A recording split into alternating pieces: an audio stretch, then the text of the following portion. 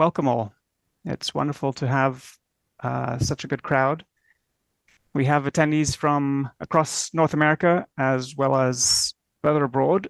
And it's a tradition in North America and especially Canada to recognize the lands that we're meeting on, many of which have traditional inhabitants who've been displaced without legitimately ceding their territory. Where we live here in Montreal and work, the Kanien'kehá:ka Nation, also known as part of the Mohawk Nation, are traditional custodians of the land and water. Welcome to the first in a new series of seminars. This is an initiative of something called the Canadian Happiness Economics Research Network, which is one of the dozen or so research groups of the Canadian Economics Association. But this seminar itself is a collaboration between McGill and the University of Toronto, in particular, Felix Cheung's group. And Felix is here today, and Anthony McCanney and Sofia Panasiak are students of Felix's and have helped a lot with getting this going. And we've scheduled so far, as you've seen in the announcements, the first semester of this series, which will be for this period every month. So today, to kick it all off, we're extremely honored to have two guests, and in particular, speaker Ruut Veenhoven, who is going to be undergoing something a little more like an interview than a standard seminar format. And Ruut will be interviewed by Paul Frijters. So, as many of you probably know, Ruut Veenhoven is a professor at Erasmus University in Rotterdam and has been a father of this field that some of us call economics of happiness, which is a more recent name. Professor Veenhoven actually has, I guess, is discussive in several different disciplines, including sociology and psychology and economics as it relates to this. Ruut you're going to hear some biographical details from this discussion, I think. But to give you a little bit of a starter, Ruut was born in The Hague in 1942. And as a student, he defined happiness as the subjective enjoyment of one's life as a whole, which at the time was quite prescient and has, for our field. And in 1984, he earned his doctorate on the dissertation entitled Conditions of Happiness. So he has published an enormous amount treating a lot of the big issues which the discipline is founded on, but is actually still dealing with. And as you'll hear, he's also, as spanning the entire career, has actually played a role of synthesizing, coalescing evidence on happiness. And Paul Frijters is a professor at the MBS College in Saudi Arabia. He's also an ongoing visiting professor of wellbeing economics at the London School of Economics. And we're not here to talk about his career, but he's also actually been in this game for a long time and has a very prolific set of contributions to it. So without further ado, I'm very honored to pass it over to two of you, and thank you so much for kicking off the series for us. Thank you very much, Chris, for that kind introduction, and welcome everybody. It's a real honor for me to be able to interview one of the greats in our field, Ruut Veenhoven. Ruut, welcome. How are you going? We can't yet hear you. You're still muted, I think, at the moment. So whilst you're working out the technique, maybe I should get to my first question, and we'll see how we go. We hopefully get the mic working by then.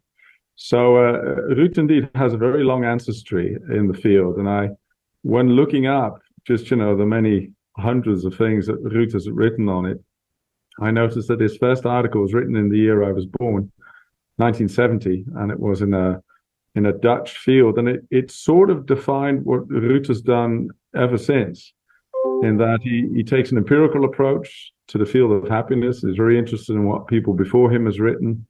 He starts out with, I think, the earliest paper in 1914 by a German called Meyer, and Rümke he founds in 1923, so he really found sort of, ancient contributions to this field. And he also set out his definition of what he thought of what you thought of as happiness then, which is very much an evaluation of life, so satisfaction with the whole of life, and you had a permanency in that kind of idea to it.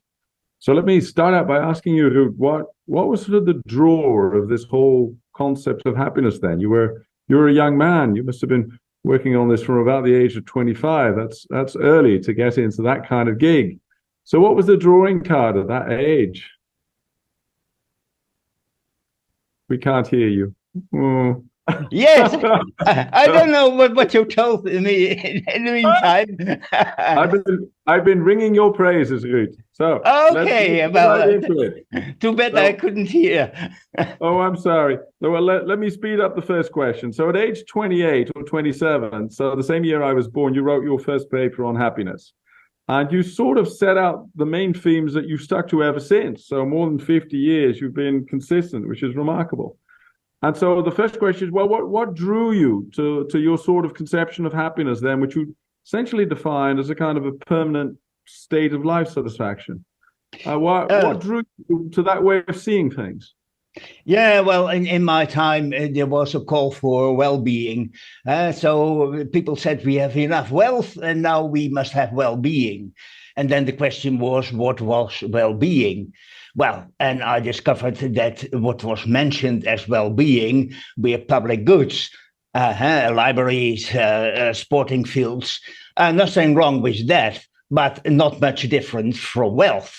The only difference being that you buy these things in the shop of Father State and pay it with tax money. But real well-being, I thought, is feeling well. And that's something you can measure. Great. And so did you stumble upon it, or was it accidental, or were you sort of looking for something like that, looking for a core concept around which to organize how you thought about the state and society? Then I had to define this feeling well, enjoying life. And going through the literature, I thought that well-being was mostly defined as conditions of which we think that's good for people, and it's rather paternalistic. And I focused on how much people themselves enjoy life. And I was raised in empirical sociology, and so I knew that is something you can ask people. Mm-hmm. It was great. And can you tell us a little bit about how this folded into your earlier interests in, female choices around child rearing and your long passion for humanism? I think in your mind they're similar, right? Your interest in happiness and humanism, they sort of overlap a lot. So how does that work? How do you see these things? Yeah, well, and the core of humanism is that humans are the key phenomenon and not God. And then you want to know how humans can flourish. And one approach is that you mention conditions in which you think that people flourish, and typically ideologically colored. And in my time, there was a discussion between capitalist society and communist society. Now, and which society fitted human nature best? Well, in my view, you can assess that just looking how happy these people are living in such a system. And later, I extended that to how long and happy people live. Well, you were definitely a trailblazer. Can I ask the depth of your empiricism in the sense that, you will follow the empirical results no matter what, or do you have some, as it were, prior strong moral, ethical beliefs which you would say, well, if the literature or if the data tells me otherwise, I'm going to ignore it because the other thing is stronger in me. So, have you, for instance, changed your mind as to how you behave towards others or your kids or whomever is important to you because of the results you found in the literature, that things convinced you, as it were, empirically? I'm an empiricist Yeah, and well, if the data tell otherwise, well, you have to follow that. And well, one of the things was, for instance, having children, which typically, especially in my time, was presented as the best thing that could happen to you. Well, then it appeared that not everybody who gets children gets happy. Well, I was going to ask you about that because, of course, you have 3 children and 4 grandchildren. So I sort of wondered whether they taught you about happiness or whether you've taught them about happiness or in some way, have they been your applied sociology experiments, as it were, right? You're going to treat them the way your data tells them they should be treated. Yeah, well, I didn't have my children after the research. I mean, because I expected, well, that I'm a kind of person who likes children and fatherhood, and yeah, that turns out to be true. So it was not a decision based on empirical evidence. Nevertheless, it was a good choice. So this is basically internal conviction, right? You said I followed my own sense that I thought I'd make a good father. That's an internal empiricism, if you like, right? Yeah, yeah. But you can be wrong. And so you can think I will be happier if I migrate to another country or if I have a political career. And yeah, sometimes it turns out that you're not the right person for such a choice. Mm-hmm. Great. Well, can we then get on to what I think everybody who's on the call knows is your main labor, right? The labors of Hercules, as it were. So I was relating to the audience your bibliography of happiness, which you started in the pre-internet age and the pre-Google Scholar and search age. And can you take us through a little bit, you know, how you organize that, why you organize that, and as it were, what you still see as the great relevance of that sort of massive body of work, right? We're talking about tens of thousands of studies. Can Chris give us the background screen and do you want to talk us through it, Ruut? Yeah, well, let me begin with the idea. I wanted to promote happiness. Yeah, just as you promote health, well, then you need data. Our success in health is, well, evidence-based medicine. And, well, I think we can do the same for happiness, evidence-based choosing for happiness. Well, and then you need the data. So I started gathering data. Actually, I did it as a student for my first paper, and there were not much data at that time, only 10 studies, some 50 findings. But I kept on collecting, and well, this scheme shows how that works. I roam the research literature on subjective well-being, and well, that's a lot today, and I think so. This year, about 2,000 publications, and we go through and we select the publications that deal with happiness as life satisfaction. Well, then, say from the 2,000 publications, there are about 1,000 on life satisfaction, and these are, we put these in the bibliography of happiness. Well, they're now 16,000, and we code these by subject. But then the next step is that from these thousands this year, we select the publications that report an empirical study on happiness. Say it's about 800, and from these studies, we next select the ones that have used an acceptable measure of happiness. Well, say that is 400. Well, and then from these reports, we take the findings and we describe the findings on electronic finding pages. And there are about, 23,000 findings on how happy people are in nations or in cities or in special publics, such as elderly. And we have about equal amount of finding pages that describe a relation between happiness and something else, happiness and income, happiness and age. And in the example, we'll show happiness and house ownership. And why gather papers and research findings on happiness and house ownership? Well, it's an important choice you make in life. Actually, the greatest economic decision you take is buying a house or not. And so then for individuals, it's good to know whether you typically get happier or not.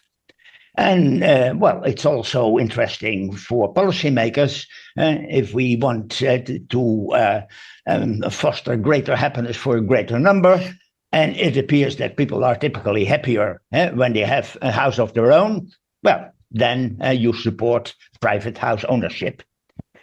So then the question is, are house owners really happier than non-owners, or can you better rent, which provides more flexibility in your life? Theoretically, it could go both ways. Well, let's take a look at the table of results. Yes. Well, here you see a typical table which we can make using the World Database of Happiness. Here we have 46 research findings on the relationship between happiness and home ownership. And you see all pluses. And most of the pluses are thick printed, which means plus means a positive relationship, thick printed means it's significant. And you see, in developed countries are a lot of studies, and even in the few studies in developing countries, you also see pluses. And you can see that that positive relationship doesn't appear only in different parts of the world, but also using different methods. If we go from the left to right, a simple cross-sectional, you compare the average of owners and non-owners, all positive. But there could be intervening variables, such as that you're more likely to buy a house if you're married. And then the positive effect could be in your marriage rather than in the stones of the home. So all these studies that introduce control variables, such as marriage and income, still remains positive. Well, causality is, of course, better if you do it longitudinal. And yes, all these longitudinal studies also give a positive effect. And there is even one experimental study in the US where they supported people to become a homeowner and a control group not. Let me give one example of a finding page. If I click here, well, then this is a finding page of which there are some 50,000 in the World Database of Happiness. And here you see, first, the difference in mean, and you see the mean before and after the purchase of a home, and the comparison with renters, well, and the people who buy the house, well, they got happier. Well, but the good thing is, if you have such finding pages, you can make, easy overviewable tables. But it's also easy to add more because research continues developing. And in a system like the World Database of Happiness, which I call a finding archive, you can add new findings. And over 5 years, I have an update of the table, and then we can see if it remains positive, or even if there are subgroups where the relationship is not positive. Right. This looks like a huge amount of work. I mean, you've talked about 50,000 studies for which you have these pages. I mean, how many man years is that? I mean, that sounds like more than you could have done on your own, Ruut. Yeah. Doing that. No, I didn't do that on my own. I have a big team of volunteers, mainly consisting of retired academics. And I started using volunteers because in the beginning I couldn't get any money for doing research on happiness, and certainly not on this kind of research synthesis. And it spared me a lot of applications. So, I mean, this must be a labor of love for you in a way, right? I know that you started very early on with this kind of hoarding mentality. You must somehow enjoy it. It must be in your blood. You know, have you got a home full of old books or something? I mean, I know your father was a historian, right? Is this in the blood somehow? Yeah. Well, I like gathering things. Well, and some people like gather brief marks. Well, I like gathering findings on happiness. Great.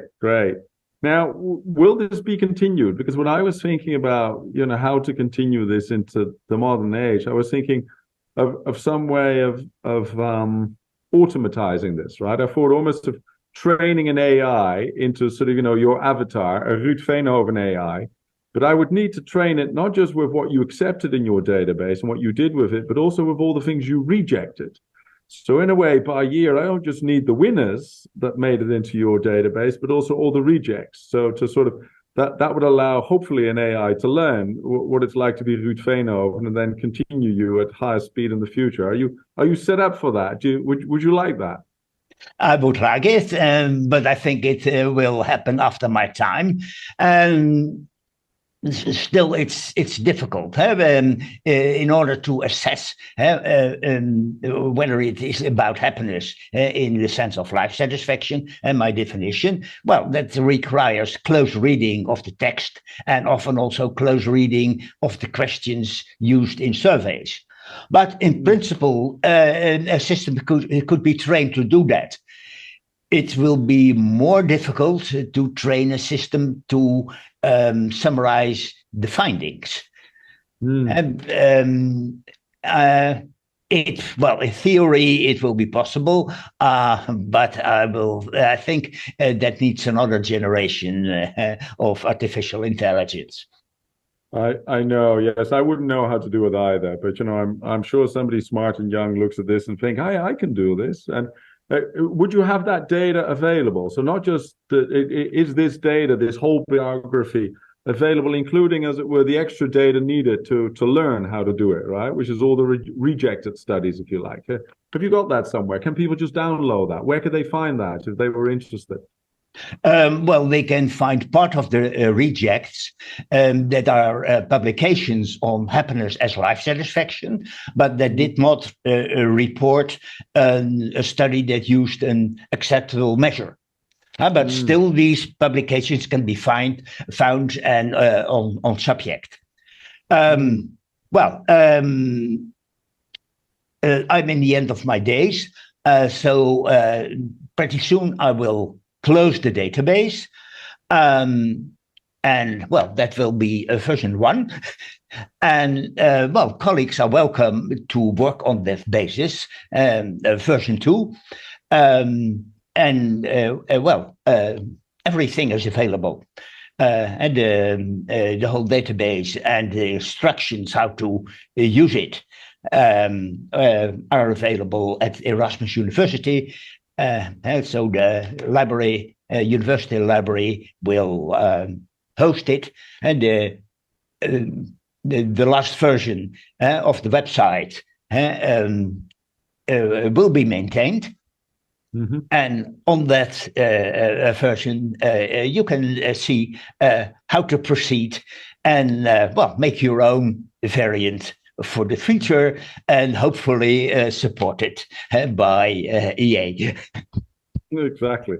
Fantastic. Well, if I can then return back to the theme of, you know, a life spent in science, Ruut. I mean, we both come from that culture whereby that's seen as a good way to live, right? And you've basically been in science your entire life. I mean, starting at a lyceum, always being at some university since your early 20s, and even now, right, 81, and you're emeritus at 3 or 4 places, and sort of part of all kinds of groups, including ISQUEL. So, what are the joys of being in science, right? What are the perks of the job, as it were?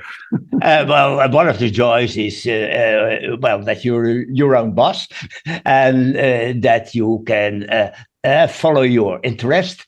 And well, there are very nice site conditions. University is typically a nice environment, and in the, well, especially the research associations on well-being and quality of life, very nice people.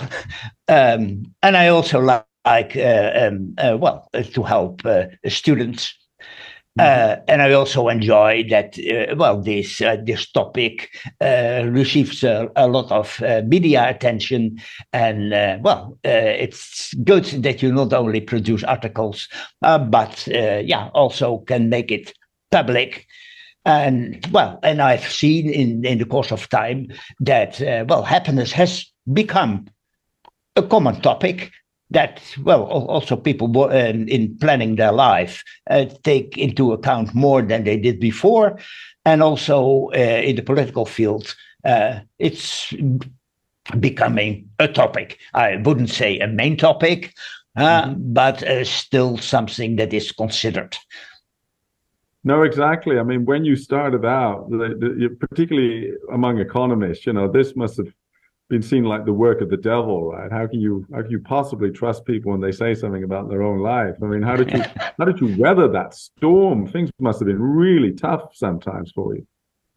Yes, it was tough. So in the beginning, my papers were rejected, and I couldn't get any research money. Well, and that forced me to work with volunteers, which in the end worked much better. And yeah, well, it took some 20 years before the climate changed, but now it has changed, and I enjoyed that. Well, you've definitely been on the winning side of history, but 20 years of toughing it out in a difficult environment, I'm not sure many people have the stamina for that.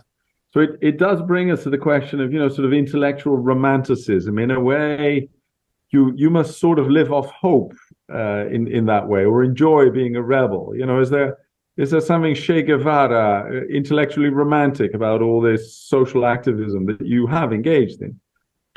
Well, I'm from the generation that was raised with the mission to make a better world. And, well, one of the things you can do is inform people. And yes, and then, well, things came on my path. For instance, the problem of unwanted pregnancy, which has also happened to me and my girlfriend. And, well, at that time, abortion was forbidden. Well, we nevertheless organized an illegal abortion. But then, well, I had something to change. I felt a bit like soldiers looking for a cause, and then I had a cause. And working to change the abortion law and establish abortion clinics in the Netherlands. Of course, in the discussion, I also used happiness. And then the question was, what will happen to parents, unwanted parents? Yeah, well, typically they get less happy. And the conservatives said, well, once the baby is there, you will be happy. No, that's not true. And there's also a strong difference for children, whether they are wanted or not. Well, I brought these things into the discussion. And, well, of course, there were several other issues. But, well, in the end, abortion was legalized actually sooner than I had expected. I thought it would be a life project, but actually it was done in about 10 years. Wow, you were ready for a life fight, and then you had to find another one, winning too quickly. Now, if you sort of overlook your more than 50 years in this field, right? What for you are, as it were, the big takeaway points and what you've learned about the correlates or preferably the causes of happiness? What have been the main contributions, if you like, from yourself, but basically whatever sticks out? No, yeah, I think a main contribution is the conceptualization, distinguishing this subjective well-being and then enjoyment of one's life as a whole from other notions of well-being. And then what distinguishes me from Ed Diener, for instance, Ed says happiness is affect plus contentment. I say, well, we have overall happiness, and it has two components, an affective component and a cognitive component. You can measure these separately, and meanwhile, we know that overall happiness is primarily a matter of how you feel, and cognition is only for the fine-tuning. And I think, a theoretical contribution is that affective component, how well you feel most of the time, reflects the degree to which human needs are being gratified, while the cognitive component reflects how much your wants are. You get what you want. And that is what economists think of as utility, that your preferences are met. But there they missed the main point, what happiness is concerned. They missed out on the affective component. And would you concur or disagree with, as it were, a large group in our body of literature who sort of says that the main thing is social, about how people feel about their own lives? It is about their group connections, their connections to loved one, warm relationship, if you like.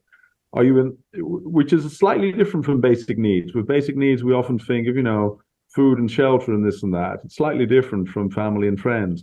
So where do you fall on that sort of spectrum? How social do you think, as it were, life satisfaction, your notion of happiness is? No, I think we are social animals, and we have a need for contacts.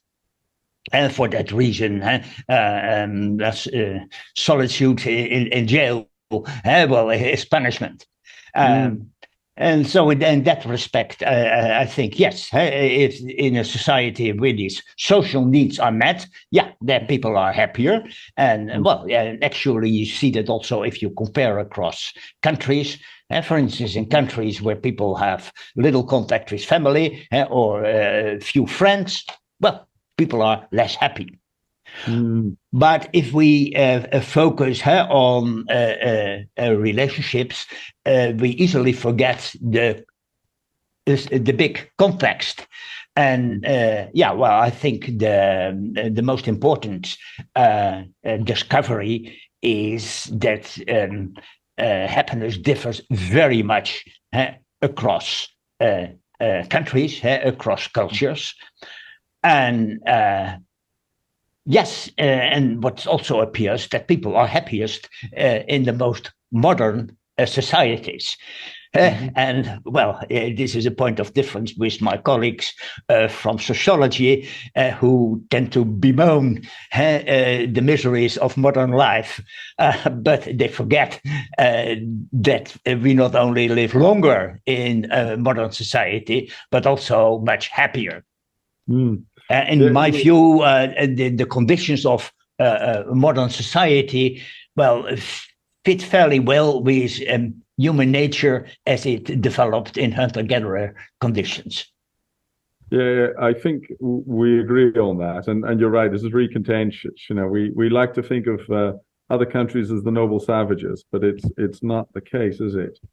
Now then, I know that early on in your life, you already talked about autonomy when it came to the end of life, and not everybody may know that you are actually quite ill, and so you sort of plan to go out with a bang. You plan to go out with taking agency over things. Can you tell us a little bit how that fits in with your humanism, your early notion of women taking control of your body? Does it sort of fit in with that? Is it sort of a lifelong philosophy, and sort of how do you face death, if you like? It's coming soon, because I have color disease, and doctors can suppress that for a while. But we know from the empirics that at some point it doesn't work anymore, then your immune system collapses, and then you become quite miserable, and then you die. And in the Netherlands, there is the option to step out if a no good life is likely to be there in the future. And then you write that down. You go to your family doctor. You ask, doctor, in case I want euthanasia, are you ready to help? In principle, yes, but it's in the file, and I guess that in one of the coming days, the file will be opened, and I say goodbye. Well, let us hope that is a long time in the future yet. If you think beyond the grave, if you like, then what hopes do you have for happiness as a field, happiness in society?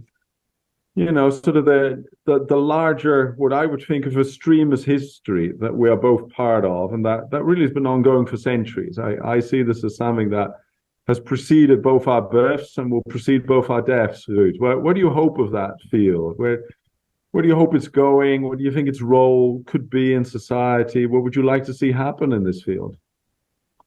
I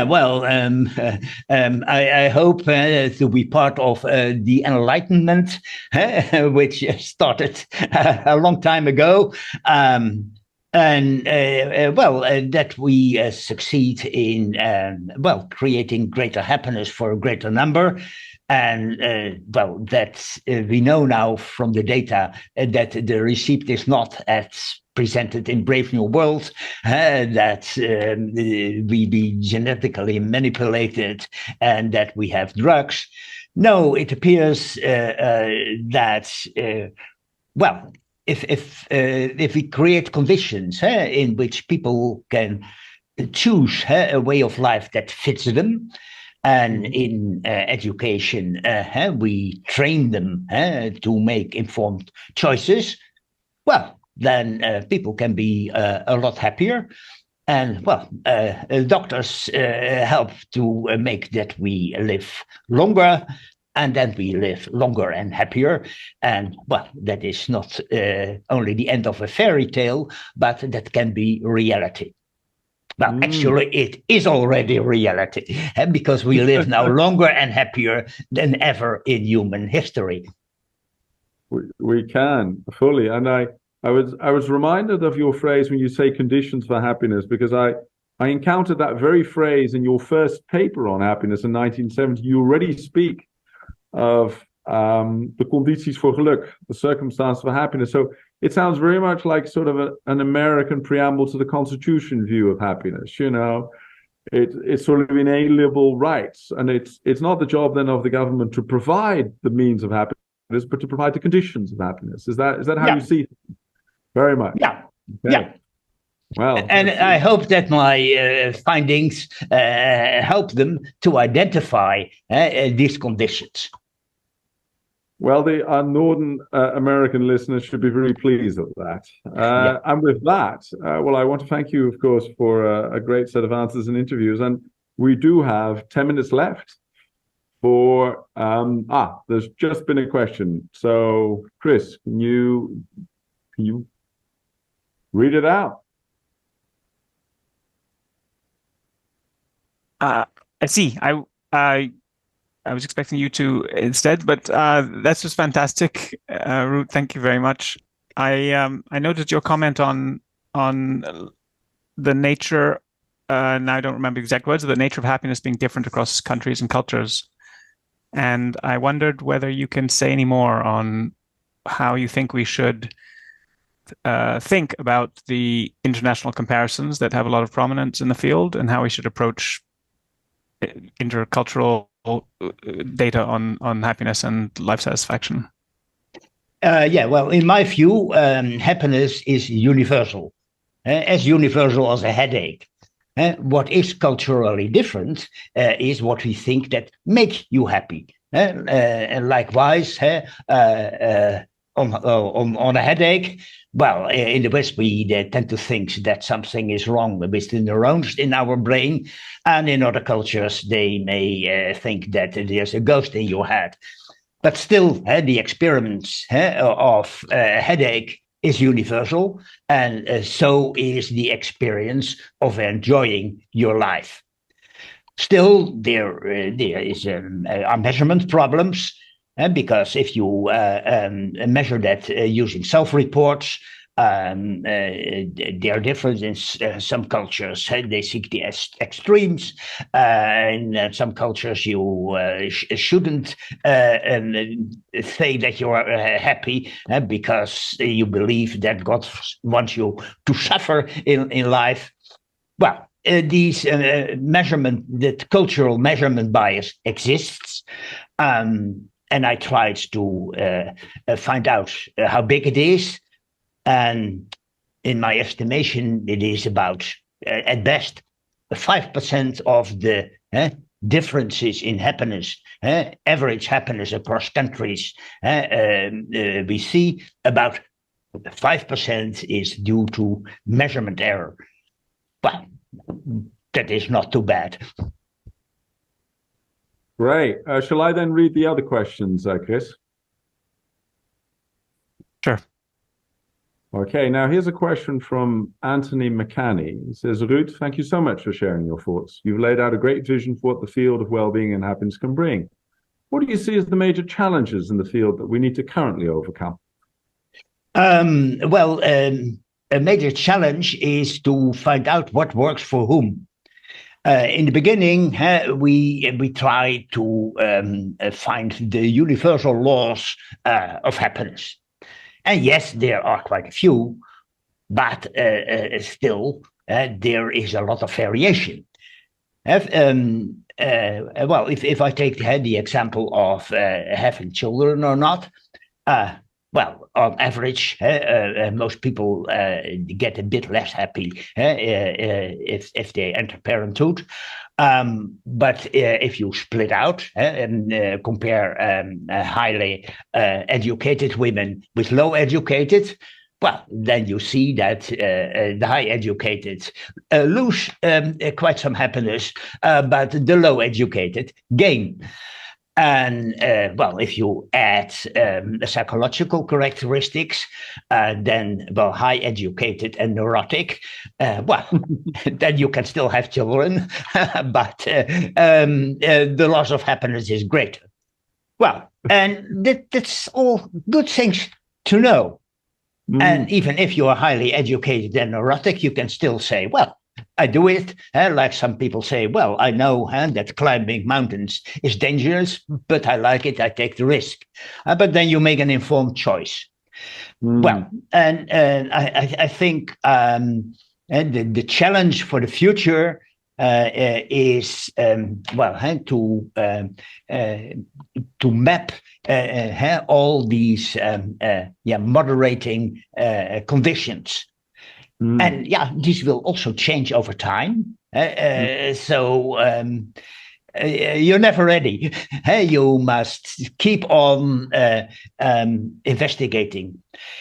The parallel with medical research is what we call personalized medicine. Yes, and I think we should also head for personalized happiness advice. Okay. I'm sure there's a whole world of apps doing exactly that. The next question is Chris May. He said, well, based on your incredible life's work, which 3 pieces of advice would you give to a world government to create the conditions for well-being? I'm not sure you're in favor of a world government, are you? Yes. If it's not too powerful. There should be checks and balances. But I think, the main message of comparative happiness research is that good governance is the best predictor of happiness. And good governance means that public service is not corrupt, and that there is a little difference between the rules and the practice. And that creates an environment, a predictable environment in which people can make their choices. And if such an environment is unpredictable, you become very dependent on your kin, as was the case in most of the historical times. And that's cozy, but at the same time, your family also restricts your options, among which who you marry. And sometimes that can be a good fit, but if you do not choose yourself, the chance of a bad fit is great, and a bad marriage will certainly reduce your happiness. Very interesting. So you're very much on the side of maximum personal informed choice, really. And that's also part of the role of you as an intellectual, I presume, to inform choices. Yeah. And then we can help, as science, we can help by providing information. And what governments should do, and also what parents should do, is prepare people to make choices. And that requires that they know who they are, what they want. Typically, the things now promoted in positive psychology, and and also trained in some schools. Yes, that helps. Then you can make better decisions. Then you can use the information better. Yeah, a very classic liberal. So John Halliwell says, Ruut, we're all in your debt. Many thanks for your lifetime of research and teaching about happiness. And that's a well-liked comment. And I'd like to go to a question by Lisa Sanson.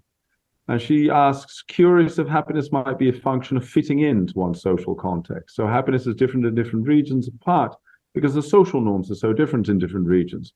Home ownership, for example, might make one happy in a region when home ownership is a socially desirable norm. Yeah, how do you look at norms and that sort of thing? Yeah, some norms can make you unhappy. For instance, the norm that you should be heterosexual, too bad for the majority everywhere who's homosexual. But still, there is an advantage of fitting the norm, and as such, there is no society where everybody can be perfectly happy, because in every society there is a kind of choice. But societies who are not too strict, yes, well, they allow deviant people to still to live a life that fits them. So are you in this sense sort of a true utilitarian, in that where you would draw the line between, what paternalism is allowed to do when where personal autonomy should reign is ultimately an empirical question? Or are you more on the line of classic liberalism, which is personal autonomy unless, the data is very overwhelmingly on the side that some degree of coercion and paternalism is better? Yeah, well, sometimes paternalism is inevitable, and especially when people are young, or when people are unable to oversee the consequences of their choices. But I'm a liberal in the sense that I would allow as much personal freedom as possible, and even if that goes at the cost of some business choices. Mm-hmm. Okay, I think that sort of draws us to a close of the 55 minutes we have. I don't see any pressing questions. Chris, do you want to end up? Sure. Just to thank two of you, Ruut. That was absolutely thrilling. Love to hear your take, and thanks to both of you for the topic choice that you had there, which really allowed us to hear some of the personal thoughts that are certainly new to me from only knowing your work. So. Thanks to everybody for staying till the end. Our next seminar is same time, same place on January the 8th. It's Carol Graham. Her tentative title is Despair and Misinformation. And with that, I'd like to thank you all. And we will actually, for any Canadian Economics Association members who'd like to say, we're going to have an annual general meeting for the churn. And for everyone else, see you next time. Bye-bye. Bye. Thanks.